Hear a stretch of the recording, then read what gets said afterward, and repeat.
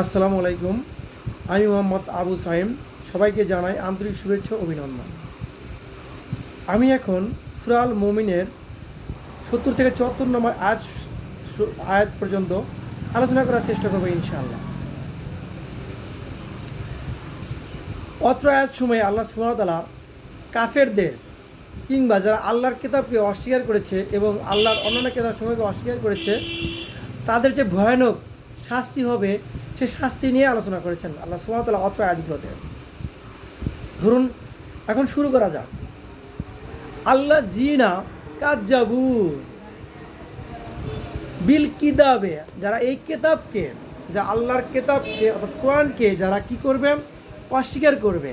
আল্লাহ জিনা কাজ্জাবু, যারা কি মিথ্যাচার করবে, বিল কিতাবি, এই কিতাবকে যারা অস্বীকার করবে, এই কিতাবকে যারা অস্বীকার করবে, অবিমা আর সাল্লা বি রসুল আনা, এবং অতীতে যে আমাদের রসুল এসেছে, আমার অনেক রসুল এসেছে, বলা 1,24,000 পয়গম্বর এসেছে, তাদের প্রতি যে কিতাবের বাণী এসেছে সেই বাণীগুলো যারা অস্বীকার করে তাদের পরিণত কি হবে, সাউফা ইয়ালামুন, তা শীঘ্রই তা জানতে পারবে।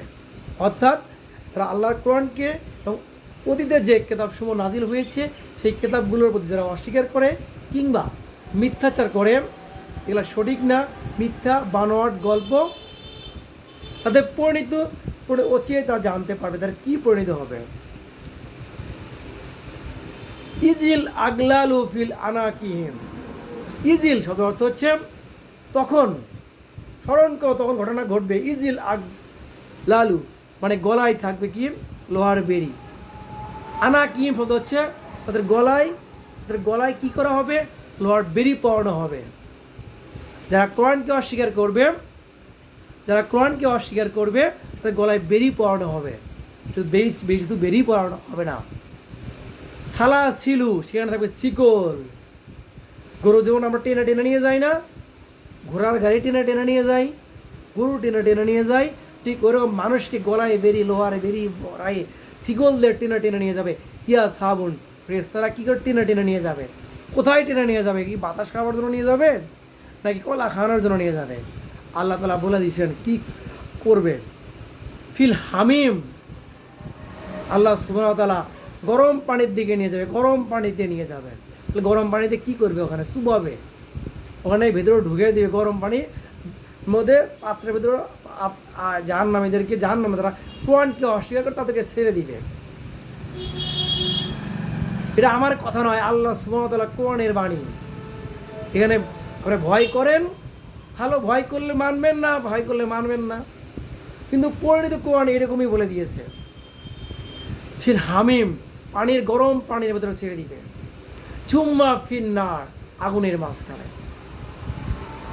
ইয়াস জারুন, সেখানে কি করবে, লাকড়ির মতো জ্বলবে, আগুনের মধ্যে তাকে লাকড়ির মতো জ্বলবে। লাকড়ি মানে কি, খড়ি বা গাছের যে খড়ি, মানে চুলার ভেতরে দিয়ে চুলাও জ্বলে, ভাতও রান্না হয়, আবার কি লাকড়িও জ্বলে। ঠিক মানুষকে মানে আগুনের মধ্যে দিবে, মানুষ নিজেই জ্বলবে, জ্বালানি হিসেবে জ্বলবে তারা। আচ্ছা, সুম্মা, এই ঘটনা ঘটার পরে কি করবে, আল্লাহ তাআলা প্রশ্ন করবে।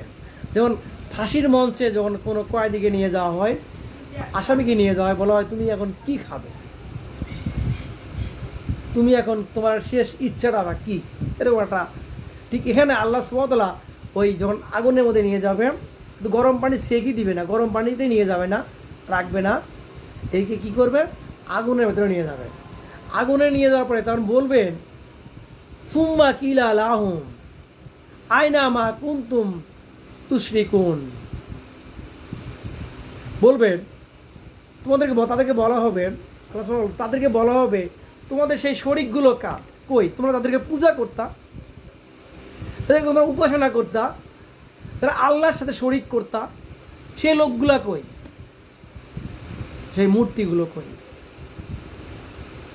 আর সুবহানাহু ওয়া তাআলা সেই লোকগুলো কই, তোমাদের শরীক করতা আল্লাহ সুবহানাহু ওয়া তাআলার সাথে, সেই লোকগুলা কই, মিন দুনিল্লাহ, আল্লাহ ছাড়া, আল্লাহ ব্যতীত তাদেরকে তোমরা উপাসনা করতা, সেই লোকগুলা কই। কি করবে, কলু মানে ওই জাহান্নামবাসীরা, ওই আগুনবাসীরা, আগুনে যারা সুবান খাচ্ছে, হাবুডুবু খাচ্ছে, তারা বলবে কলু, তারা বলবে কি বলবে, দল্লু আন্না, তাদের স্মৃতি আমাদের স্মৃতি থেকে ভুলে গেছে, আমাদের মাথায় তাদের কথা মনে নাই, তারা আমাদেরই ভুলে গেছে। দল্লু, তারা ভুলে গেছে, আন্না, আমাদের কাছ থেকে তারা চলে গেছে, তারা এখন নাই। পরক্ষণে বলবে বাল্লাম না কোন, আমরা কখনোই এই কাম করি নাই, আমরা কখনোই শরিক করি নাই। নাদু মিন কবলু সায়ান, আমরা কিছুই করি নাই। তারা অস্বীকার করবে আমরা আসলে এ ধরনের পূজাই করি নাই, আমরা কাউকে ডাকিই নাই আল্লাহ ছাড়া, এই ধরনের কথা বলবে। আচ্ছা, কাজা লেকা, আল্লাহ বলছেই ওরা একার সময় এক কথা বলবেন বাঁচার জন্য। তখন চোরকে যখন আপনাকে ধরবেন, আর চোর চুরি করছে তাকে ধরবেন, সে উল্টোপাল্টা কথা বলবে।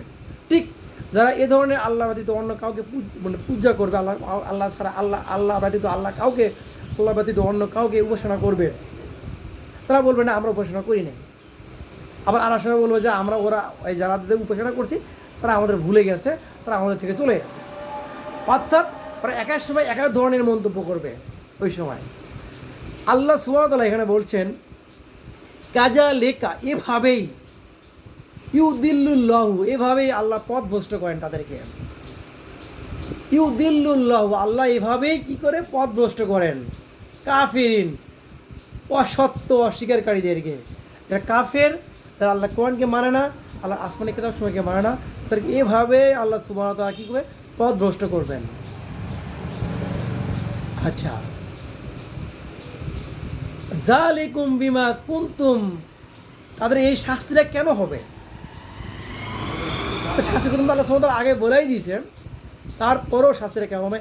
জালিকুম, তাদের এই পরিণতিটা কেন তারা এই কেন করবে, তারা এই পথভ্রষ্ট কেন হবে, উল্টোপাল্টা কেন বলবে?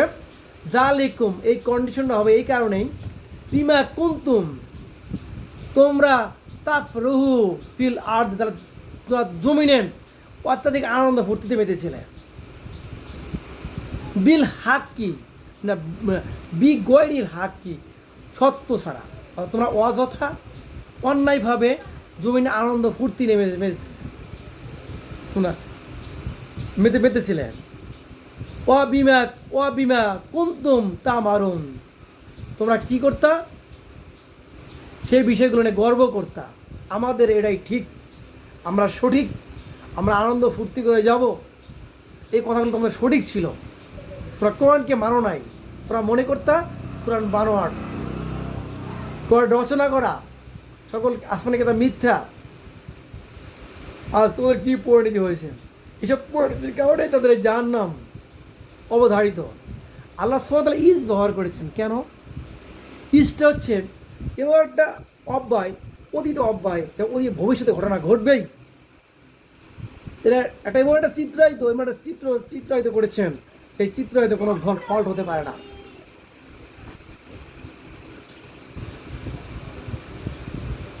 আল্লাহ সুবহানাহু ওয়া তাআলা তারপরে বলবেন কি, উদখুলু, শুধু আল্লাহ সুবহানাহু ওয়া তাআলা কী করবেন? প্রথমে হামিম গরম পানির মধ্যে নিয়ে যাবেন, তারপরে আবার কি করবেন? আগুনের মধ্যে নিয়ে যাবেন। আগুন নিয়ে গেলেন দেখে শেষ না, আগুনের মধ্যে নিয়ে শেষ না। তারপরে আপনাকে জিজ্ঞেস করবে তোমরা আল্লাহকে বাদ দিয়ে কেন পূজা করছো? কয় না আমরা পূজা করি নাই, আমরা অন্যকে পূজা করি নাই। তারা অস্বীকার করবে, আবার আমরা তাদেরকে ভুলে গেছি, তারা আমাদেরকে ভুলে গেছে, এ ধরনের মন্তব্য করবে। শেষে কি করবে? শুধু এই শ্যাকই দিবেন না, শুধু আগুনেই নিয়ে যাবেন না, গলায় গেলে দড়ি পরাবেন না। উদখুলু, তোমরা ঢোকো। পিছনে যখন বাড়ি হাগাবান শুরু করবে তখন উদখুলু, তোমরা প্রবেশ করো। অবা জাহান্নামা, তোমরা জাহান্নামের ভিতরে প্রবেশ করো। জাহান্নাম কি আনন্দের জায়গা? আগুন। খালিদিনা ফিহা, সেখানে তোমরা চিরদিন থাকবে, কোনো বাইরে করার সুযোগ নাই। যেমন দুনিয়াতে কি করে 7 বছর 10 বছর পরে জেল করার পরে আপনাকে বের করে দিবে শাস্তি মকুব হওয়ার পরে, কিন্তু জাহান্নাম থেকে বের হওয়ার কোনো সুযোগ নাই। মানে ফিয়া আবাদান, খালিদিনা ফিয়া, সেখানে থাকবে চিরদিন। ফা বিশা, আল্লাহ বলছে এটা যে কতই নিকৃষ্টতম। ফা বিশা মাসোয়া, এই জায়গাটা খুবই নিকৃষ্টতম। মুদা কাব্বিরিন, এই অহংকারদের জন্য এই জায়গাটা এতটাই নিকৃষ্টতম। বলার অপেক্ষা রাখে না। তারপর আল্লাহ সুবহানাহু ওয়া তাআলার রাসূল আল্লাহ সুবহানাহু ওয়া তাআলার রাসূল মুহাম্মদ সাল্লাল্লাহু আলাইহি সাল্লাম মানুষকে বুঝাইতো এই কোরআনের কথা, কিন্তু মানুষ বুঝতো না। যখন বুঝতো না তখন আল্লাহ সুবহানাহু ওয়া তাআলা আল্লাহর রাসূল খুব হতাশ হয়ে যেতেন।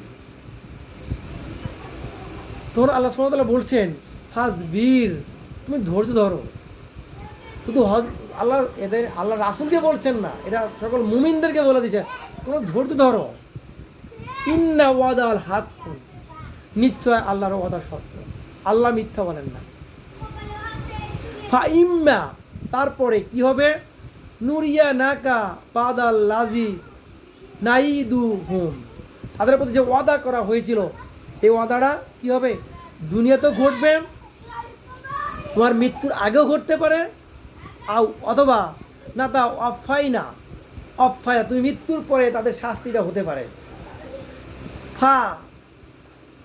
ফা ইলাইনা, অবশেষে কি করবে, ইউর জাউন, তাদের আমার কাছে ফিরে আসবে। অর্থাৎ আল্লাহ সুবহানাহু ওয়া তাআলা বলছে যে তুমি ধৈর্য ধরো, তুমি টেনশন নিও না, তাদের শাস্তি দুনিয়াতে হবে, তখন মৃত্যুর আগে হতে পারে, মৃত্যুর পরে হতে পারে।